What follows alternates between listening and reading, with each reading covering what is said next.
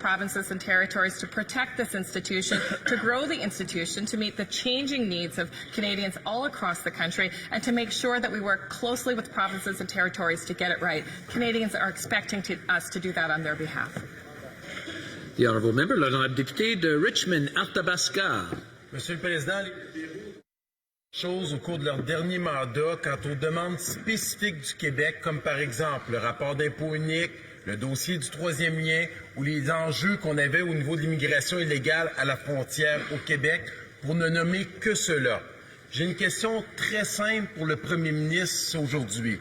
Est-ce qu'il peut dire clairement si le Québec pourra, comme partout ailleurs au Canada, avoir un seul rapport d'impôt, oui ou non?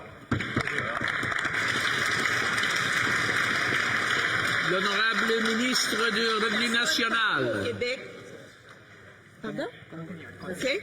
Emploie plus de 6 000 personnes partout au Québec et constitue un moteur économique important dans les villes telles que Shawinigan et Jonquière. Contrairement aux conservateurs et au Bloc québécois, nous ne mettrons pas ces emplois en péril. Cela dit, nous sommes toujours disposés à travailler avec Revenu Québec pour faciliter la déclaration de revenus des Québécois. Les conservateurs et le Bloc, Monsieur le Président, devraient avoir honte, mais je n'en suis pas surprise de proposer des politiques qui mettent en péril le gagne-pain des gens qui vivent en région, Monsieur le Président. L'honorable député de Richmond-Arthabasca. J'aimerais rappeler à mon honorable collègue que la demande du rapport d'impôt a été demandée par l'Assemblée nationale par tous les partis politiques, sans exception. Encore une fois, on se rend compte que les libéraux ne veulent pas répondre aux demandes spécifiques du Québec. Encore hier, dans le discours du trône, absolument rien sur l'ensemble des demandes. Alors, je vais poser une autre question. Est-ce que le premier ministre peut nous dire clairement s'il s'engage à supporter le dossier du troisième lien dans la grande région de Québec, oui ou non? L'honorable ministre de l'Infrastructure. Monsieur le Président, aujourd'hui, cette journée où 14 femmes, on célèbre l'anniversaire des 14 femmes qui sont mortes. J'implore tout le monde ici dans cette Chambre, pas de belles paroles, mais de vraies actions.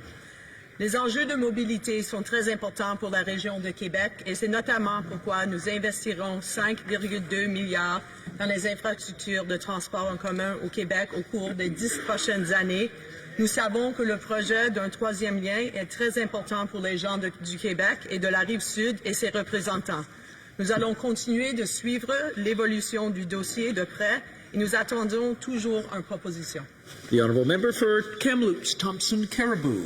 Mr. Speaker, the BC forestry industry is in crisis. Thousands have been laid off and more job losses expected before the holidays. The speech from the throne yesterday failed to mention it. They will not even acknowledge a crisis exists. This government failed to negotiate a softwood lumber agreement, and the Prime Minister's antics at NATO may have destroyed any opportunity to get a deal done. Yeah. What is their plan to get forestry workers in BC back to work?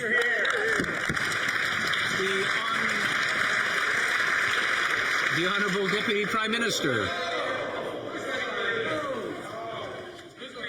Mr. Speaker, I would like to thank the